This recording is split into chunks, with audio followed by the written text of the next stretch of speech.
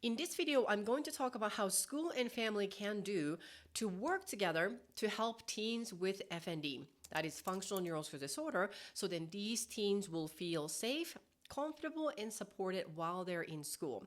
I'm going to cover specifically 3 practical tools and skills that both family and school can use so they know exactly what to do and what not to do to actually help the teen with FND.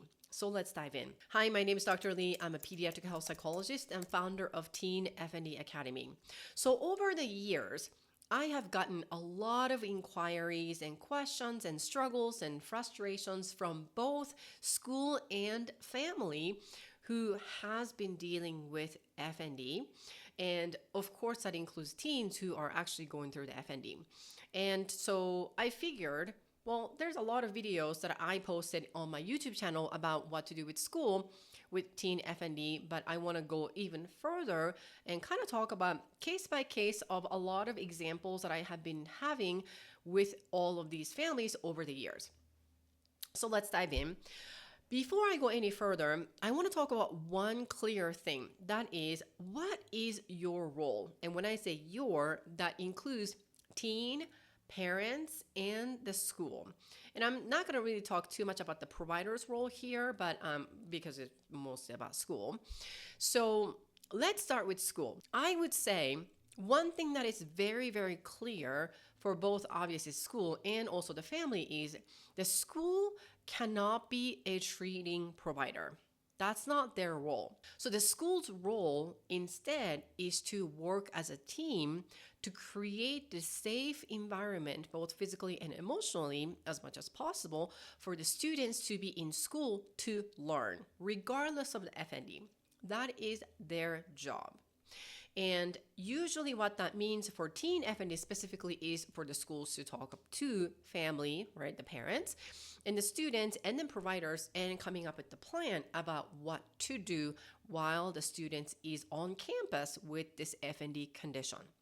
So really, it's more for the families. They cannot expect the school to be a treating provider for whatever reasons. So you just cannot expect the school to do that healing and then treating for your child while your child is on campus. And so speaking of the child, the student, what is the student's role? Well, first of all, your job as a teen is to go to school and learn. That's your job, okay? But aside from that, when it comes to FND, you absolutely have to have the skin in the game, meaning this FND is happening in your body and then in your mind, right? So there's nothing anyone can do to fix the problem for you. Therefore, you absolutely have to be in the driver's seat, not the passenger or the backseat driver or not even in a car. You know what I mean? So you have to have skin in the game when it comes to managing and resolving FND. Yes, it is possible as long as you take the right approach. And the parents, your job are 2 things. A, you have to be a conduit between, so like a liaison between your child, the team, and yourself, and school and providers, right? Because the school, there's so much school can do to coordinate care with the providers. So sometimes it's easier for you as a parent to just reach out to the provider, right? There's got to be a way to communicate. Sometimes there can be a waiting game or financial aspects and things like that, but it is your child's life we're talking about here.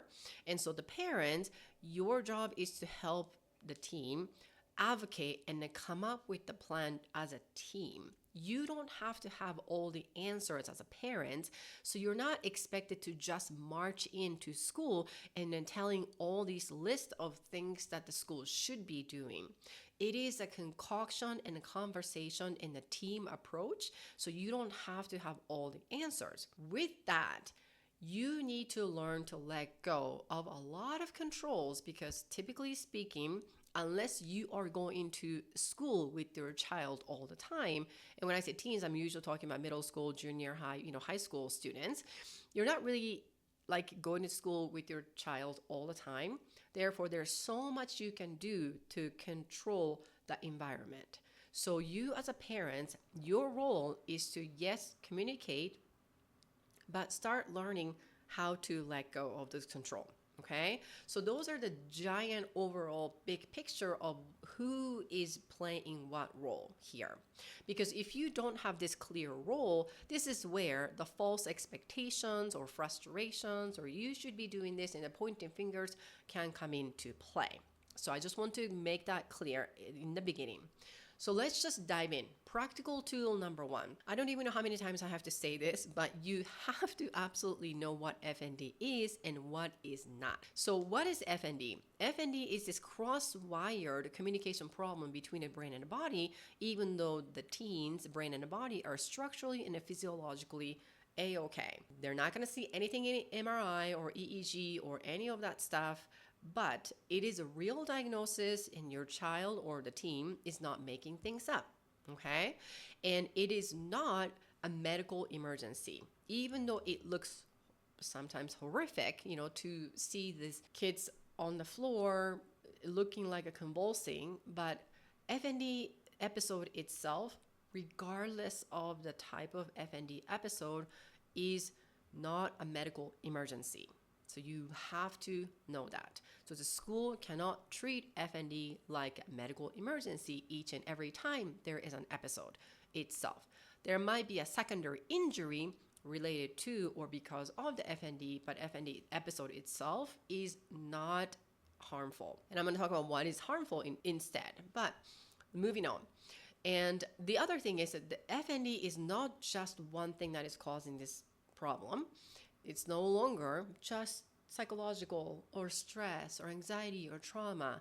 Yes, those things can happen, but that's not the only thing that is the cause or trigger or the reason for the fire of FND to be alive, okay? It is a biopsychosocial phenomenon, which I have tons of videos talking about what it is. That is essentially it. You need to know. School needs to know. School can no longer just be on the passenger seat. Oh, we don't know what that is. We've never heard of it, so we're not going to know more about it. No, you also have to have a skin in the game as well. Same for the parent and same for the teen. The teen can no longer say, oh, I don't know what's going on. I don't even know what is happening here. No, you need to, again, take the skin in the game and start learning what it is. And I have tons of videos, again, talking about what FND is in pretty simple language. So check those out as well. Okay, so that's a practical tool number one. Without knowledge, you don't have any plan. Speaking of plan, number two, the practical tool is to come up with the FND action plan. Again, you really need to know what FND is and how that is different from seizure or epilepsy. So I have a link down below of the FND action plan for school, so feel free to download that. Speaking of the FND action plan, it is not the same thing as a seizure action plan that is provided by Epilepsy Foundation website. So don't use it. I have seen so many schools and families telling me, oh yeah, we've got this action plan. So when I ask them, like, what kind of action plan is it? They actually say, oh, it's a seizure action plan. I'm like, oh, okay, it's not the same thing, so don't use a seizure action plan. And I have another video talking about what FND action plan is and how that's different from seizure action plan. So refer to that. But anyway, for school, here is a deal. The action plan, FND action plan, can be a part of the student health plan, right? And then this is where you can have this unique opportunity to coordinate care with the providers, mostly neurologists, for some specific, if their recommendations are very vague. For example, if the neurologist is saying like, oh yeah, business as usual, just don't call 911, but other than that, good luck, kind of thing. Well, that's not really enough, so I get it. So you can kind of, probe just a little bit. Okay, could you give us a little bit more specific about, that?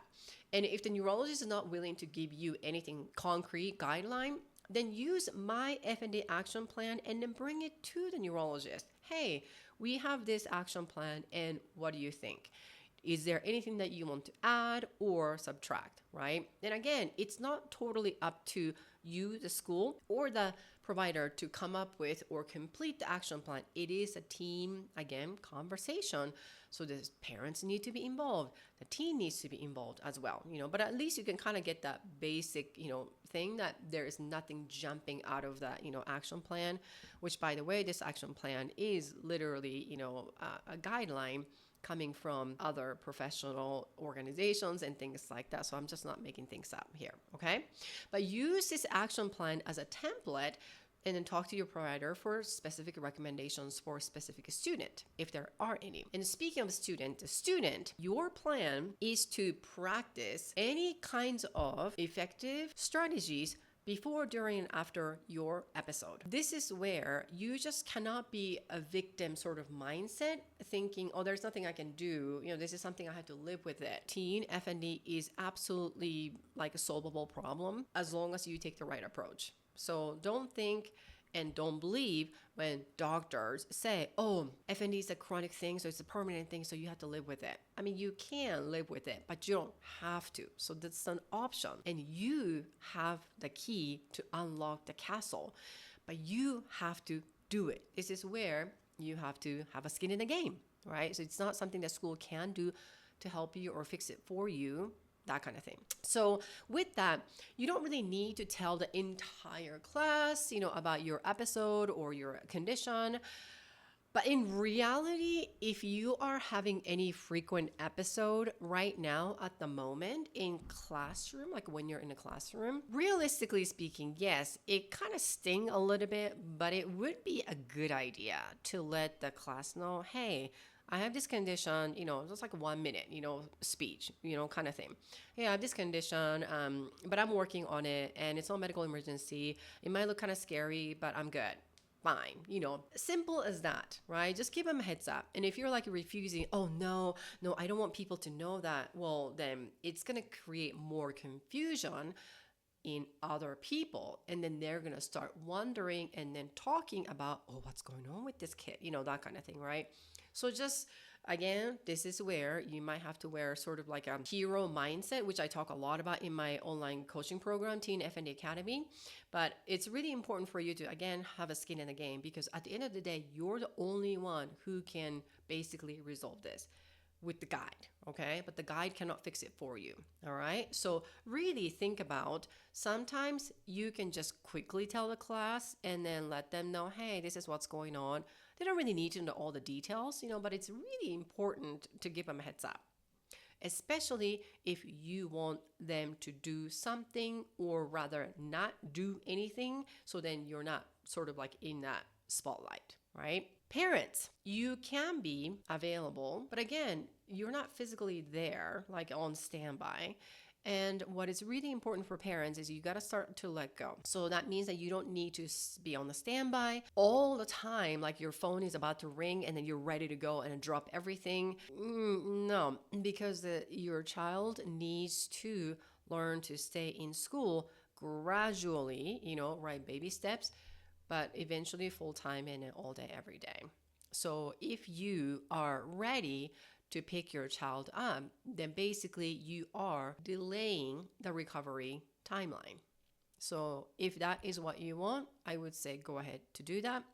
But really, there is no need to pick up your child every time there is an episode, even though your child is not feeling good. That's the plan. Now let's talk about details. Here's a practical tool number 3. The devil's in the details. Okay, so I'm just looking at the notes here. I get a lot of questions about what can school do when there is an episode, okay? So like this is during an episode and whatever the episode means. And usually the most common type of FND is non-epileptic seizures or psychogenic non-epileptic seizures or functional seizures and that kind of thing. Or it could be numbness, tingling, weakness, paralysis, stuff like that, right? So rules of thumb is 1, provide the physical safe space.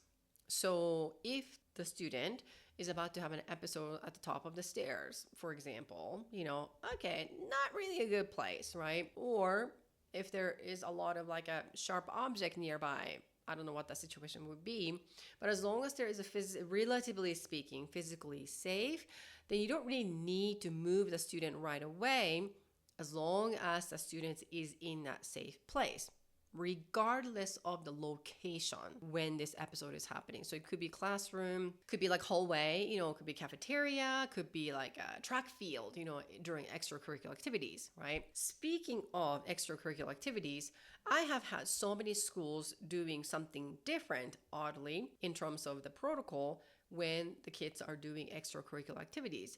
Yes, some variations, sure, but just because a kid is having an episode in extracurricular activity club time doesn't necessarily mean it suddenly becomes a medical emergency and the kid is being called 911 or being sent home right away, kind of thing.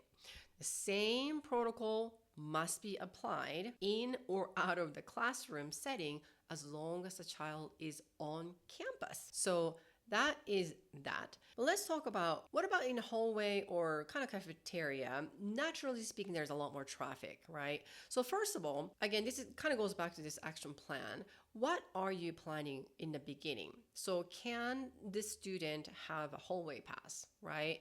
So then to avoid the traffic. That's the one thing that school can do fairly easily, right? But other than that, it's very inconvenient. But then again, maintain a physical safety. Really, the best course of action is to have one adult stay with the student if possible. I wouldn't necessarily lean on the peer support all the time because the peers are, again, minors. And so I would like the adult to be present. It doesn't have to be 10 adults, kind of thing, but like at least one. And then usher everyone else to just kind of move along, okay? That's really it, because there's nothing you can do to hide the student from the crowd if this is happening in that situation, right? I mean, you can't really do, the reality is 100% of protection, even if you want to. So at some point as a school, you kind of have to know the reality as well. Even though you care for the student, oh my gosh, we are traumatizing the student. I heard that from a lot of school people. I get it, you care. But in reality, you can't really protect everyone all the time, right? So it's like some kids may look at the scene or take photos or videos. I've had that incidents multiple times. It's incredibly upsetting and incredibly rude. But again, you can't really control others 100% at a time. Like no one can control other cars passing by at the scene of accident, for example, right? So if you are trying to control everything, then you're basically setting yourself up for frustration and failure. So know that you're not able to control every situation, but at least you're doing the best. Is it going to make everyone happy? Probably not, but you kind of have to learn how to live with it, right? Because again, there is no clean, ideal situation when it comes to FND episode, unfortunately. This is why the student really needs to learn how to regulate their autonomic nervous system before, on a regular basis, during, and after. It is 100% on the student to deal with that symptoms. In fact, the more the student can take over the control, better and then faster they can get better. So once again, the ball is on the student's court by practicing those strategies and using those strategies. Now you might be wondering, what strategies? We don't know what strategies we're talking about. I have tons of videos about strategies, to help resolve teen FND. So check them out. And the other thing is, I had this incident with other teens that I worked with in the past. You don't need to empty the classroom or blocking students from coming into the new class in that space where the student is having an episode. Yes, it is incredibly inconvenient and it can be upsetting for the student, but hey, that will give the student motivation to really practice, not out of the fear, but like, oh my gosh, I can control this thing myself. Not necessarily just yet, but you will be able to, right? So I will be able to, kind of mindset, right? So you don't need to basically empty a classroom or publicly announce to the entire school like this is some sort of medical emergency about the episode. I have had a school do that, so please don't do it. There's no need.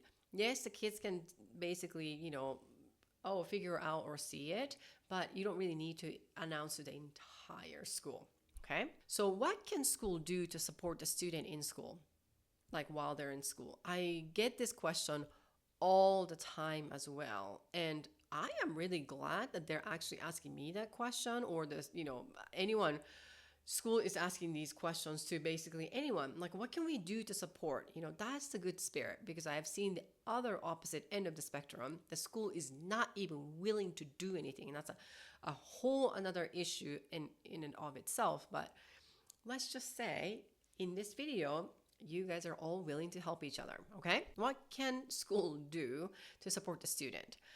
Once again, the school's role is to provide a health plan or the game plan using the FND action plan. But really, again, if you're really focusing on resolving teen FND, you shouldn't even remind, the student about strategies or coping techniques or et cetera, because here's why. The more attention you and everyone else put on the student about FND, you are literally pouring the gasoline to the fire of FND to continue, guarantee to be there. So it's not like a hush hush, we shouldn't talk about it, kind of thing. That's weird. However, just treat, okay, I know we've got this game plan. Let's talk about it ahead of the time. So then we know if this happens, then we know kind of what to do. Okay, we tried this one, it didn't work, so let's come up with the plan again, kind of thing. That conversation is okay, but you don't need to meet with the student constantly. What kind of strategies are you using? Maybe you should try this strategy and that strategies. Let me ask you, if the school personnel are doing, that means you really care about your student. I love it. I want to hear from you. However, think about it. The more you are taking on that role of let's come up with the plan so we can help the student, then it's becoming your problem instead of the student's problem. So your job, again, school, is to punt it back to the student. And again, if the student's like, well, there's nothing I can do, I don't know what to do, well, you can suggest, okay, these are the videos you can watch at your own discretion. And you let us know when you have these strategies. And again, the strategies are part of the FND action plan the student and parents need to be part of.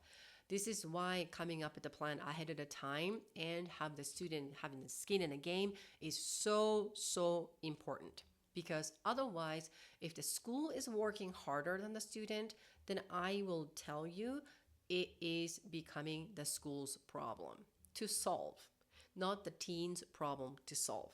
So you are sort of doing the similar thing as the parents, bombarding with the questions, and okay, here's more what we can do. Then it really becomes somebody else's problem.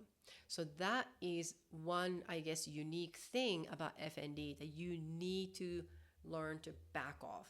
Have a safety net, absolutely, but you need to learn to back off, okay? So in a nutshell, again, so stay as business as usual, right? And not in a mean way or callous way, like, oh, we're going to be doing this as a business as usual. But really be prepared for an episode and what to do afterwards, but you don't really need to bombard the student with, what about these strategies? What about that strategy? It's that kind of thing, okay? And I get this question a lot too. Next one, what can school do if a student or family is upset? Well, they can be upset for so many different reasons. And I'm talking specifically about FND here. And I'm not going to talk about friends issues or, whatever, teacher, stuff like that, okay? So I can come up with maybe 3 common scenarios.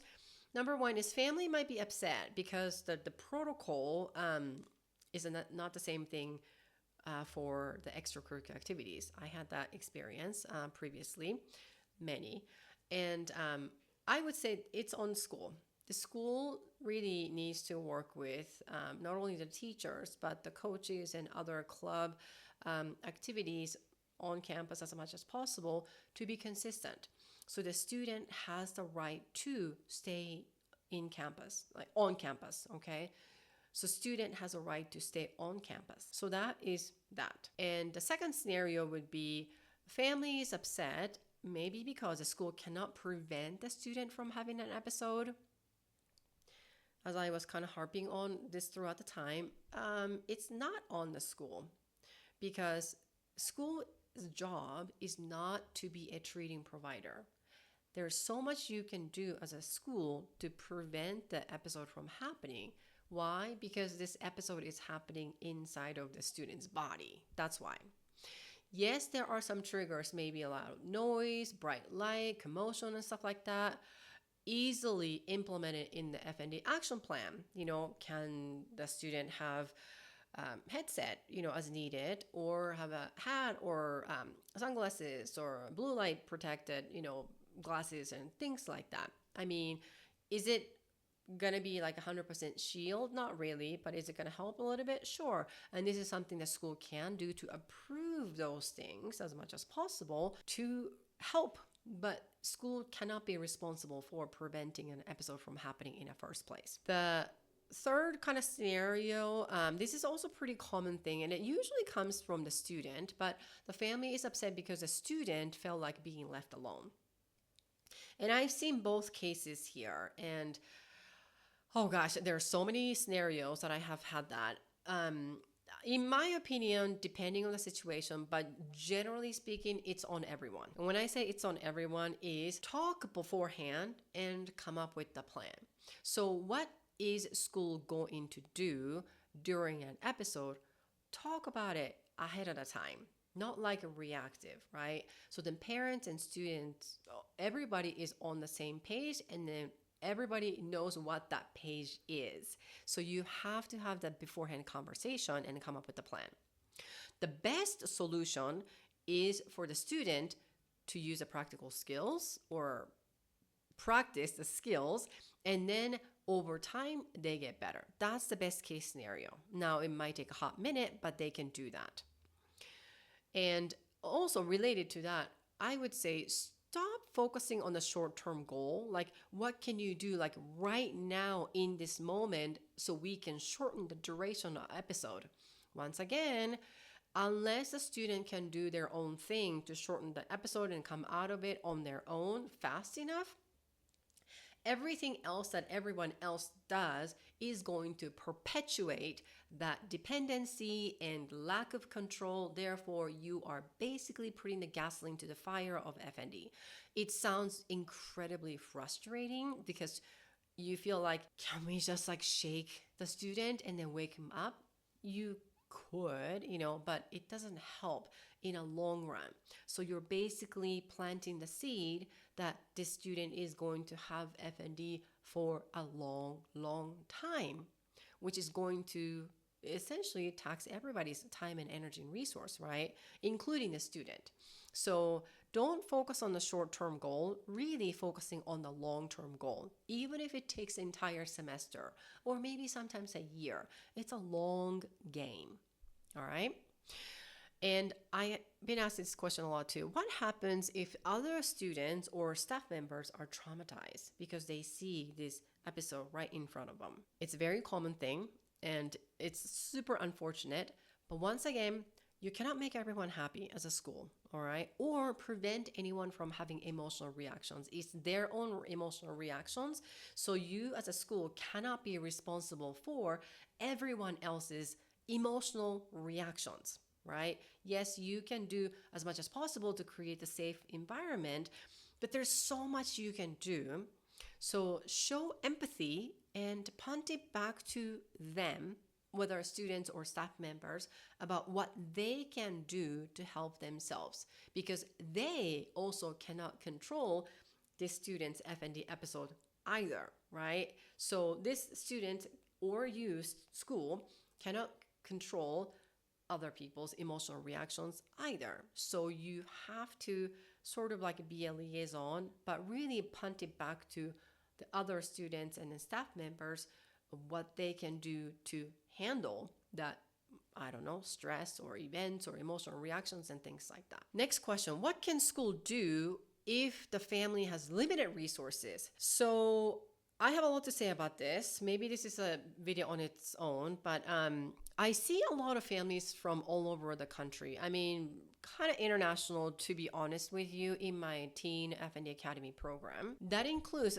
private practice too. That includes a single family who is on state-funded program. And really, this issue is really on the family. I don't know if the school needs to be responsible for the family's limited resources. It's unfortunate, yes, but it's really on them, right? And the bottom line is, if the family thinks this is important enough, they are going to seek resources. I've had families who literally picked up extra shift and worked and asked for donations and do the raffle tickets. I mean, they got so creative to get the funding they need to resolve FND, not just necessarily with me, but other providers as well. So they could seek resources in some way. I kind of think of it this way. Yes, they might have hard time affording to either my program or, treatment or et cetera, et cetera. But really the question is, can they afford to live like this? Can they afford to live like this, that the child is being basically captivated by FND? And I don't want to say kidnapped, but pretty much, held captive. And if the parents want their kid back, they'll do anything and everything to get their child back. I know it's a blanket statement and everyone's situation is different, but for school, I would say not so underestimate, the abilities, because I have seen many families rising above. It is about how much are they aware as this is a problem, and how much are they aware that the solutions are out there, and how much are they aware what kind of solutions are out there, right? So it can be really about the information or lack of, information, right? So at the very least, right, in the meantime, watch my other videos, for tools and strategies that the student can use. That's completely free. The student can access my YouTube videos. And once again, I'm harping on this all the time, but students really have to have a skin in the game, right? Because otherwise, nothing really is going to happen. And the school can at least ask for it. If the family wants school to work, then you can say, well, you know what? We're willing to work with you, but we kind of have to work together, right? So it's not like we're all doing the job for you, like you're the butler. You know what I mean? The family also needs to have a skin in the game. So if the school staff is working harder, usually that's a sign that the family and students kind of need to pick up, their weight a little bit. And what the school can do if the family is not on board. Oh my gosh, I have had this kind of on the other side of the spectrum, unfortunate, but happen. I would say, there's nothing really you can do to force them or make the students or parents or the family to do something, right? Because at the end of the day, you can't really control. You can ask them, like, what is their motivation? Do they want to get better?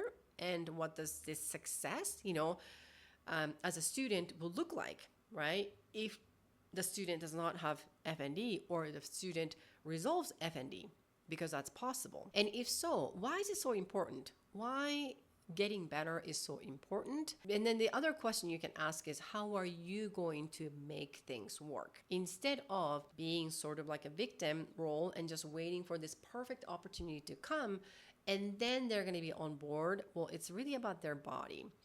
It's going to be choppy in the beginning, especially towards the resolution of FND. But how are they going to make things work? So it's, again, a little bit about this mindset shift. But it is possible with the right approach. So I know it was a super long video, but leave me a comment below exactly what you have been experiencing as a school, teacher, parents, student, or providers, and what can I do to help you? Thank you so much for watching this video, and I will see you in the next video.